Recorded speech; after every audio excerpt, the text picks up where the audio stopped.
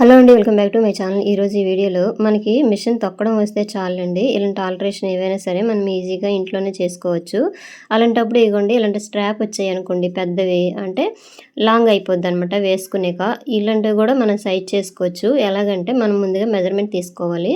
Measurement తీసేసుకునేక మనకి ఎంతవరకు అవసరం లేదో అంతవరకు అయితే కటింగ్ అయినా చేసేయచ్చు. కటింగ్ చేసి ఫోల్డింగ్ మిడిల్లోకి కటింగ్ చేసైనా కుట్టుకోవచ్చండి, లేదంటే వెనక వైపు ఫోల్డింగ్ చేసి కుట్టుకోవచ్చు. అది చెప్తాను. ఫస్ట్ అయితే స్ట్రాప్ కొలుచుకోండి, ఎంత ఉందో కొలుచుకోండి. ఫస్ట్ అయితే నాకు 9 ఇంచెస్ అయితే వచ్చిందండి. నాకైతే 1 ఇంచ్ తగ్గించాలన్నమాట.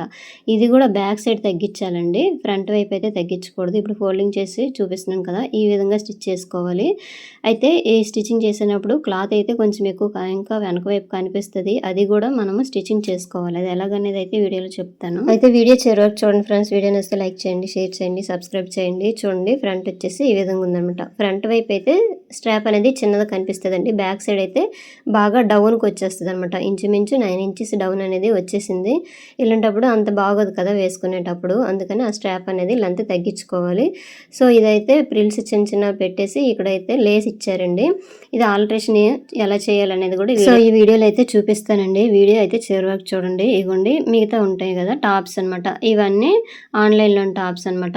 ఈ టాప్ వచ్చేసి ఇక్కడ రోపులు వచ్చాయి, చూసారు కదా, ఇలాగా థ్రెడ్ వచ్చింది మిడిల్లోకి. ఇది లాగి కట్టేసుకోవాలి. అయితే ఇది లాగి కట్టామనుకోండి, ఇక్కడ చెస్ట్ దగ్గర నడుము దగ్గర బాగా లూజ్గానే ఉంటుంది. అది కూడా మనము ఫస్ట్ సైజ్ చేసుకొని అది రోప్ అనేది కట్టేసుకుంటే బాగుంటుందండి.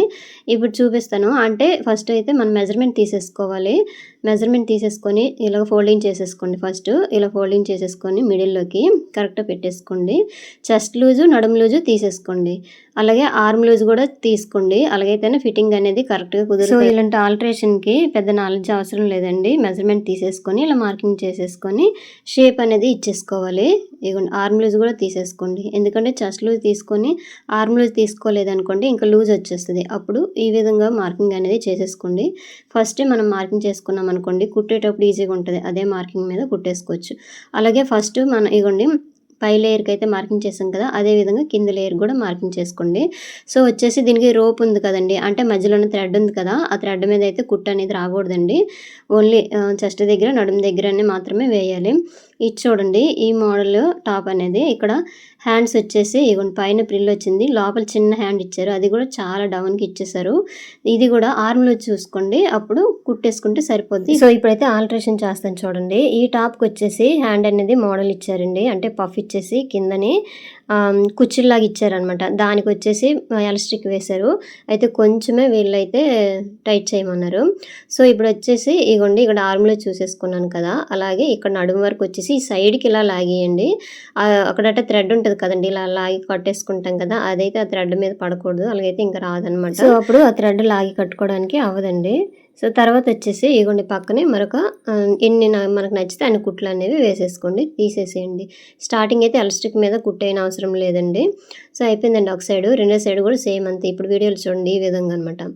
అయితే వీళ్ళు లూజు ఇంతైనా ఉంచే వచ్చండి, కాకపోతే మనము ఆర్మ్ లూజ్ నుంచి చెస్ట్ లూజు ఇలా నడుము లూజు వేస్తాం కాబట్టి కొంచెము హ్యాండ్ దగ్గర అయితే కొంచెం కుట్టేసుకొని మాత్రం రావాలి. వచ్చేసి మనం ఆర్మ్ లూజు అలాగే చెస్ట్ లూజు నడుము లూజుకి మార్కింగ్ చేసిన మీదుగా కుట్టేసుకొని పక్కకి ఇలా లాగిస్తే సరిపోద్ది. షేప్ కూడా నీట్గా వచ్చి సో డ్రెస్ అయితే బాగానే ఉంటుందండి. కింద వరకు ఏం అవసరం లేదండి, ఎందుకంటే ఇది ఓన్లీ జస్ట్ నడుము చేస్తే సరిపోద్ది, ఎందుకంటే ఇది ఫ్రాక్ టైప్ కదా, అందుకోసం.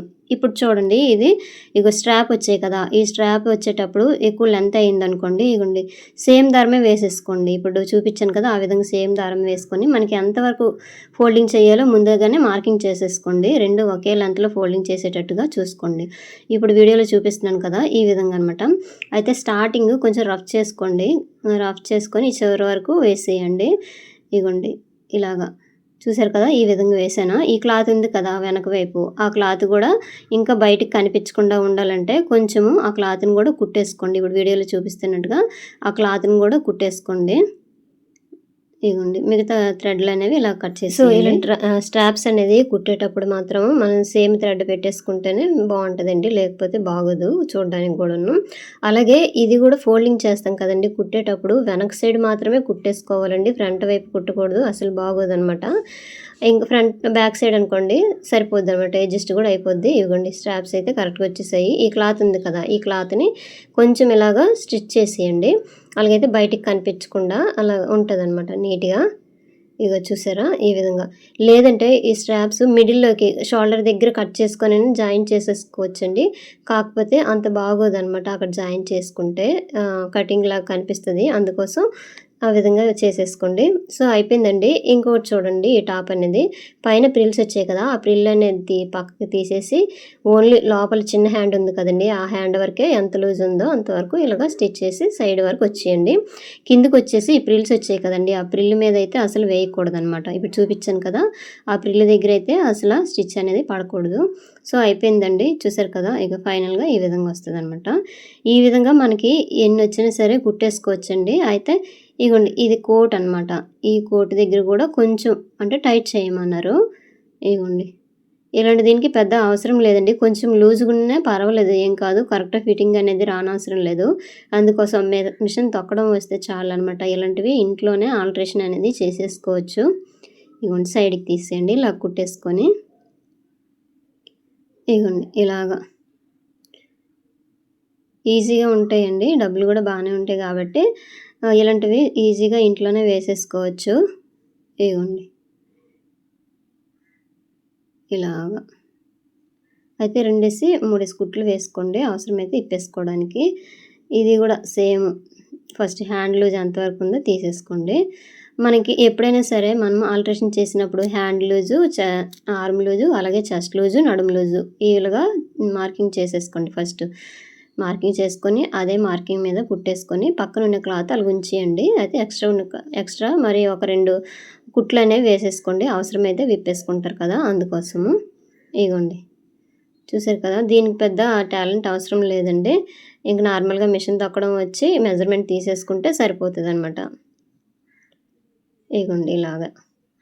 ఈ విధంగా చిన్న చిన్న ఆల్టరేషన్ కూడా చేసేసుకోవచ్చండి. మన ఇంట్లోనే మిషన్ నుండి తొక్కడం వస్తే ఇలాంటి ఆల్టరేషన్ ఇంకా బయటికి ఇవ్వనవసరం లేదండి. మనం ఈజీగా ఇంట్లోనే ఈ డబ్బులనేవి ఉంచేసుకోవచ్చనమాట. సో, అయిపోయిందండి.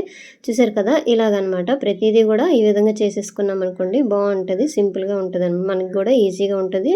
బయటికి ఎవరికీ డబ్బులు ఇవ్వనవసరం లేదు. అలాగే డబుల్ స్టిచ్ కూడా వేసేసుకోవచ్చండి.